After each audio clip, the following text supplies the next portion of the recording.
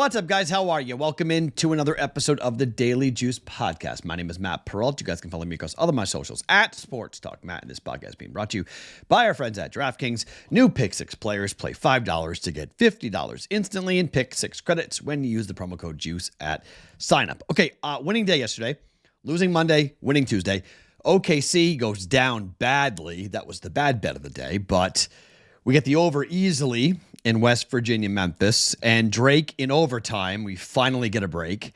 This is the gambling gods because we had back-to-back days of bad breaks. We get a good one. Drake in overtime wins 73-70 to stay undefeated. Again, we'll keep on watching Drake and we'll keep on betting Drake, West Virginia, and Creighton Blue Jays. 3 teams we will bet a lot this winter here for college basketball. In fact, we're betting on Creighton today.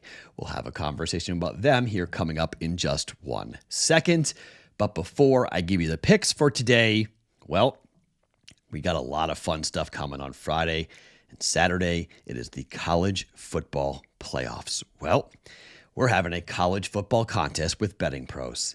It is $25 to enter each entry. You pick each college football game against the spread, and you earn points for each correct pick. In the first 2 college football rounds, you will select a best pick, which will be worth double the points.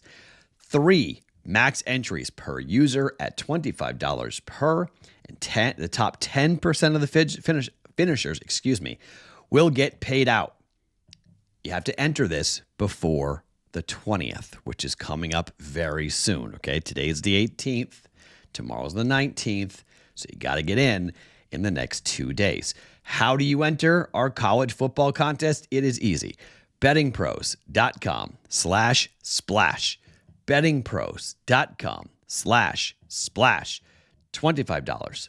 3 max entries. Top 10% get paid, and you will pick in the first 2 rounds a best pick that will be worth double the points for the college football playoff.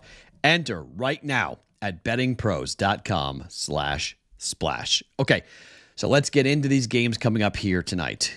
UNLV. I'm going straight homer tonight. I'm not ashamed to say it, but UNLV, let's break it down. All right, so a little birdie told me that there's a good shot that Ricky White's not playing tonight for UNLV. That's not great.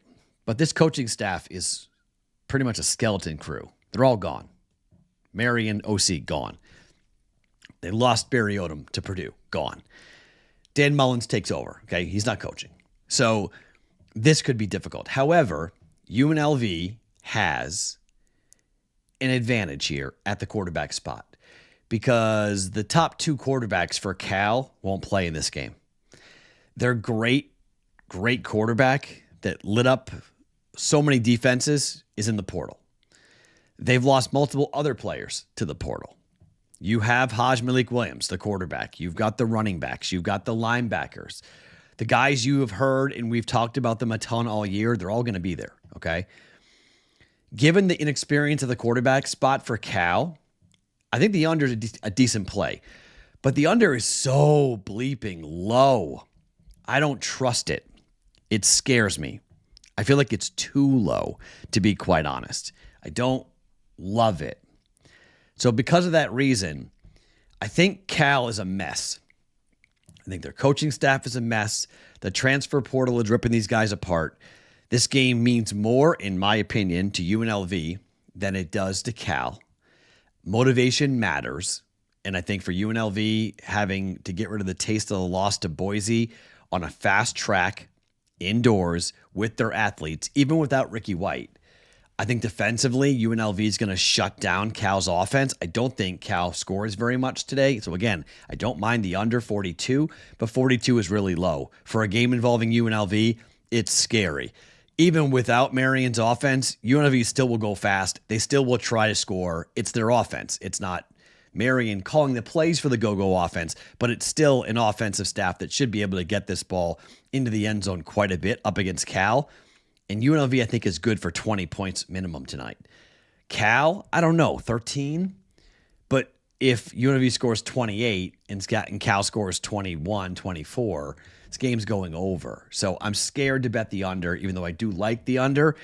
I just think there are more players for UNLV, less opt-outs. The quarterback situation favors UNLV. I think the motivational factor favors UNLV. We opened up bowl season last night with a win with the over.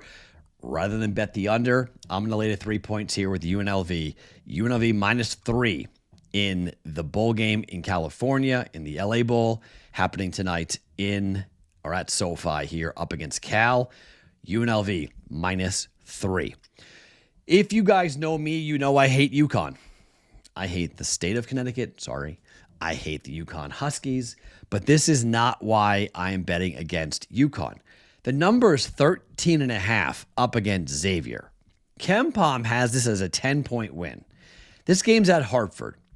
Last year, Connecticut annihilated Xavier, like by 40 in Hartford at the Excel Center. I don't think that happens this year. Why? Well, I think Xavier has a couple of wins on their schedule. It's pretty impressive. They beat Wake Forest. Okay, they were 7.5-point favorites. But they beat South Carolina, who just beat Clemson. Xavier can score. UConn can score, obviously. UConn beat Gonzaga, Texas, and Baylor over their last 3 games. They've completely righted the ship after Hawaii. But 13.5 points in a Big East game? In the conference opener for both these teams? We're going 13.5? This number is really, really high. UConn defensively has gotten better, but they're still giving up about 65 points per game. Xavier scores nearly 80 points a game. UConn scores over 83 points per game. Xavier gives up about 69 points per game. So, I mean, you could go and talk about maybe the game to go over. But offensively, I think Xavier's got a chance here to go up-tempo, to get some buckets, to score on UConn. And look, they're going to lose the game. But I just think 13.5 points is way too many points in a Big East opener for a team that was picked 3rd in the Big East. Number 1 was UConn. Number 2 was Creighton. And number 3 was Xavier. I mean, again, they've got some pretty big wins. I think this is, I know the win over Gonzaga was tremendous. Maybe there's a letdown spot here a little bit for UConn as they're not playing a nationally ranked team. But I mean, I think this is gigantic for them with the win over Wake Forest and South Carolina. Zach Fremantle being out for Xavier is a massive loss. I'm not going to deny that. That was made by Sean Miller. He announced that he'll be out indefinitely with a lower body injury. That's not great. So Ryan Conwell needs to step up, and Davion McKnight needs to step up and play better. Look, Xavier's going to have to hit threes, okay? Bottom line, they got to hit threes tonight. And if they're really off shooting threes, this game might get away from this. Game could get ugly. But 13.5 points, I just think Xavier and Sean Miller will find a way to keep this game relatively close. I don't think, I mean, look, they're not going to win the game, but UConn may be in for a bit of a letdown. I don't like UConn, so anytime I can fade UConn, I'll gladly jump in and gladly do it. I think Xavier's got a chance to make this a ball game, and I think Xavier could be in it late. UConn wins, Xavier covers. Give me the 13.5 points for Xavier at Hartford, fading UConn. And I told you in the open, I'm wearing a UNLV hat here, and I've got Creighton Blue Jay Blue on. This is the harder game for me. So the Creighton Blue Jays are expected to go to Georgetown, and according to KenPom, they're expected to lose. This is a little bit of a surprise to me, to be completely honest, because the Jays are favored by 3. The betting market normally doesn't disagree this much with KenPom. Like excuse me. Creighton wins by 3. It's equal. Sorry, I was on the Georgetown page. Creighton's favored to win by 3. Excuse me. So we're right on the KenPom number. The Jays offense is 51st in efficiency, 49th in effective field goal percentage. Creighton is 5th in 2-point percentage. Georgetown defensively has been pretty good. 73rd in efficiency, 55th in effective field goal percentage, 205th, though, in 3-point defense. This is going to be a game in which Jackson McAndrew has got to shoot the ball the same way he shot the ball against Alabama. He's the reason why we covered. Now, we got the bet right Bama won the game. Creighton lost at Alabama. Back-to-back road games. This is at Capital One Arena. This is the NBA arena in town. Georgetown playing there. CBS Sports Network's got the broadcast at 6:30 Eastern time. How many fans will be there? I'm not sure. Not a ton. Georgetown has a fan base, dedicated, but not big. Offensively, that's where Georgetown struggles. They're 121st in efficiency, 148th in effective field goal percentage. They're 325th, one of the worst teams in all of college basketball, three-point shooting, 49th in two-point percentage. The Jays are 48th in three-point defense, 25th in two-point defense, and 19th in effective field goal percentage, and 33rd in adjusted efficiency defensively. I don't think Georgetown scores a ton. I think this game probably goes under, but if the Jays shoot the rock and shoot the three with Stephen Ashworth and Jackson McAndrew, if they shoot the way they shot against Alabama, they should beat Georgetown. And this game shouldn't be relatively close if the Jays play up to their potential. Now, obviously, they're stunned still about Pop Isaacs being out for the year, and they've had to reconstitute. They've used 6 different starting rotations so far this year. That's the most ever for Coach McDermott through this many games for the Jays. They just don't normally have to shuffle things around like this. Georgetown played Notre Dame, who was 86th on KenPom and lost at home.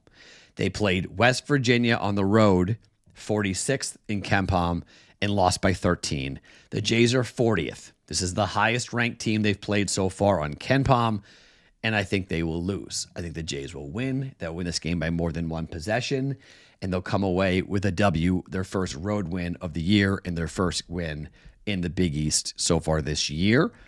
The Jays are coming off a loss to Alabama, who was 8th. They lost to Texas A&M. They lost to San Diego State, and they lost to Nebraska. Nebraska was at home. San Diego State and Texas A&M were here in Las Vegas on a neutral. Alabama on the road. I think the first road win for the year, the first road victory for Creighton comes tonight up against Georgetown. Coach McDermott's had a pretty good run here with Georgetown. It is Ed Cooley. I'm not going to deny that Ed Cooley at 8-2, a very good coach, was a great coach at Providence, just doesn't really have the horses shooting the rock. Jays hit threes, kind of the story of their, how they're going to play this year. But Creighton hits threes, Creighton covers. I think they'll hit threes here tonight. After a good shooting night at Alabama, they hit threes here in D.C., and they win, and they cover. All right, so 3 bets for us going here today. We're going UNLV -3 in the LA Bowl up against Cal. Xavier plus 13.5 in Hartford at the Excel Center up against UConn for 1.1 units. And the Creighton Blue Jays on the road favorites up against Georgetown. Tough place to play for the Jays. Small number, but Creighton wins and covers the 3 points here for 1.1 units. If you want to bet UNLV money line, if you want to bet Creighton money line, go right ahead, okay? It's just a little bit on the expensive side. I'm just a little bit, it's 165 for the Creighton Blue Jays to lay that, and that just makes me a little bit uncomfortable to lay that much juice when it's only one possession. And then for UNLV, it's -150 on the money line, which is equally a little bit expensive to go ahead, although more than likely if UNLV wins this game, they're going to win by more than 3 points, and they're going to cover. I don't mind laying that. You only pay the juice when you lose, but 150 and 165, it's a little expensive on that. I don't think Xavier wins, but you can sprinkle money line if you want. See if they shock the world and make Dan Hurley lose his brain at home in Hartford if he were to lose to Xavier, but we'll take the points there. My name is Matt Peralt. You guys can follow me across all of my socials at Sports Talk Matt every morning. It's the Daily Juice Podcast presented by DraftKings.